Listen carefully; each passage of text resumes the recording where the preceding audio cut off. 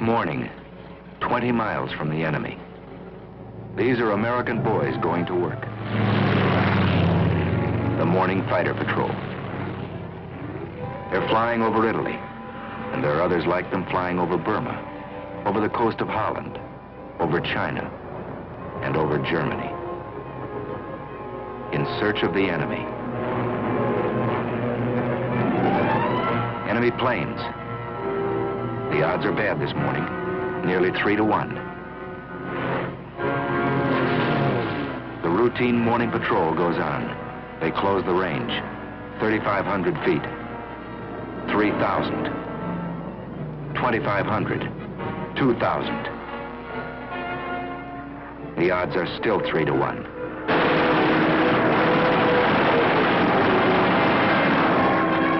But it's 3 Nazis spinning down in blood and flame to every one of ours.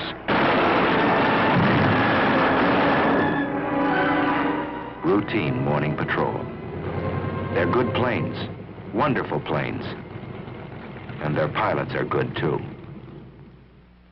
Listen. Yesterday I fulfilled one of my ambitions as a combat pilot. I got 1 airplane and... An American far from home, fighting a war around the world.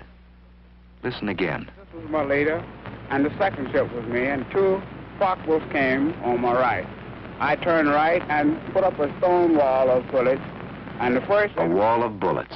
It wasn't so long ago these men were students in a university, workmen in a shipyard, just plain citizens from everywhere USA. They changed jobs, they changed clothes. They took a train into the future. They didn't know what the future would be, but many hoped they'd get the chance to fly and fight in the air. Some wanted that chance more than anything in the world. Deep inside Alabama is a famous school called the Tuskegee Institute. It was founded on July 4th of 1881. And since that Independence Day, it has graduated many thousands into agriculture, into science, into industry. This school was the first of its kind, and its founder, Booker T. Washington, was a pioneer who broke open a road for others to follow. This man had a dream, and the dream became stone. He lifted the veil of ignorance from his people and pointed the way to progress through education and industry. Close to this school, close to the work this man had done, the United States government determined to build an airfield. 3 years ago, this was just another farm in Alabama. More than trees had to be cleared away. There was misunderstanding and distrust and prejudice to be cleared away. 3 years ago, there was only an idea. But ideas are powerful things. And today, there are fighter planes flying overhead. Instead of swamp and yellow pine, there are hangars, repair shops, barracks. Instead of patches of corn, concrete flight strips. But that's not enough. You can't make a fighter squadron out of concrete and aluminum and a can of paint. It takes men. A chemistry student, a welder, a shoe salesman must learn how to fly. A group of average Americans must become a team of fighting men with wings.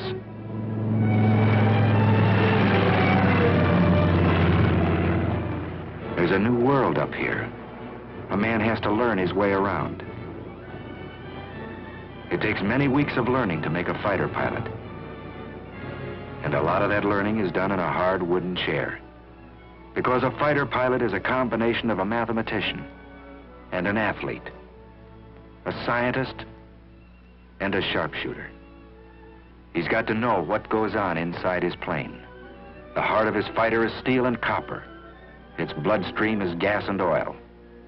But its brain is the man who flies it. He begins in a safe, slow plane, 2 wings instead of 1. But he flies many hours inside a closed room. In the morning, he may be flying a prescribed course over a sheet of paper. In the afternoon, he may fly the same course above the clouds. He trains his muscles down here very close to the ground, but he'll use the same sense of balance and coordination in the skies above Tuskegee. For this job of flying is never easy, and sometimes it's very, very tough. But he's learning how high and how fast and how far he must go to reach the enemy. Pilotage, dead reckoning, theory of flight, radio code. Yes, he's getting muscles in his mind. He's getting hard, keen, quick. He's coming into the clear. Here above the warm, familiar hills of Alabama, these Americans are learning to fly in those tight combat formations they'll use someday to hunt down the German and Jap above his own cities. In addition to fighter groups, a year ago this field began to train men for medium bombers. And that too was a pioneer step. But one thing it proved: you can't judge a man here by the color of his eyes or the shape of his nose. On the flight strip, you judge a man by the way he flies. Here's the answer to Adolf and Hirohito. Here's the answer to the propaganda of the Japs and Nazis. Here's the answer: wings for this man. Here's the answer: wings for these Americans. Squadron after squadron out of Tuskegee, flying P-40s first, tough little planes, then striking with Thunderbolts, P-47s, then riding the Mustangs, P-51s. No, it was never easy for these men. They were pioneers, and no pioneer has it easy. They fought lies, they fought heartbreak, and they won. Now they fight the enemy on his own soil.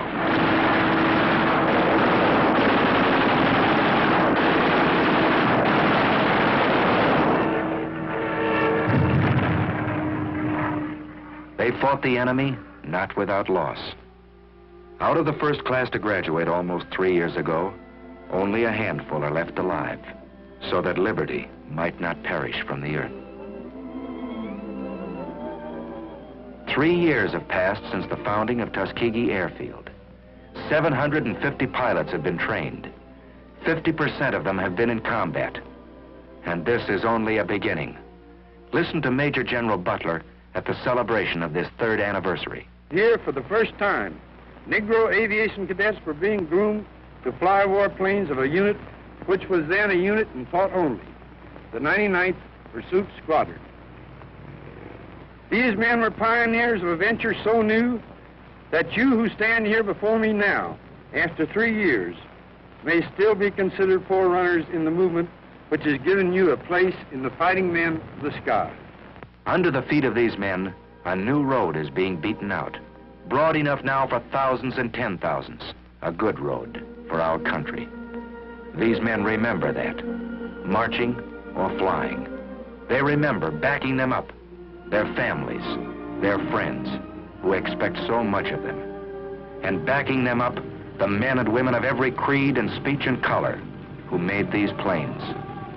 And backing them up, the most powerful force in the world, the strength of the American people.